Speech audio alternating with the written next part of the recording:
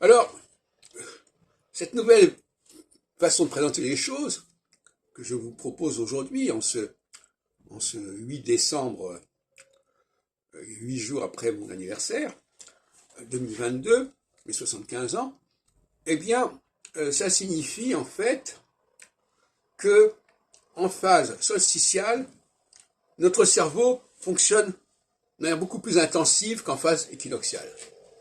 En phase équinoxiale, c'est plutôt les jambes qui travaillent. Vous savez, c'est la fameuse émission La tête et les jambes.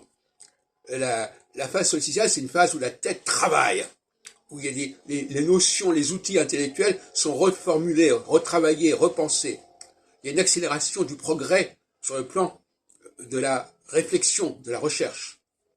En revanche, dans la phase équinoxiale qui suit, eh bien là, ce n'est plus la tête qui fonctionne, ce sont les jambes.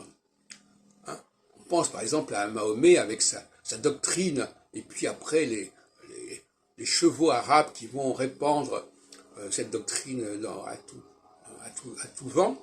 Eh bien, c'est un peu cela. Donc là, on a une dynamique, on a une sorte de fléchissement de l'intensité intellectuelle et un renforcement de l'activité physique, de l'activité action. Connaissance, action, comme on dit dans le classe de philo. Voilà, donc effectivement, je dis ça en termes de neurosciences, parce qu'on essaie toujours de comprendre comment les choses peuvent se passer. Il y aurait une suractivation de notre intellect en phase solsticiale, et une suractivation de notre dynamique de mouvement en phase équinoxiale, qui pourrait se solder, pourrait s'examiner au niveau des aires cérébrales.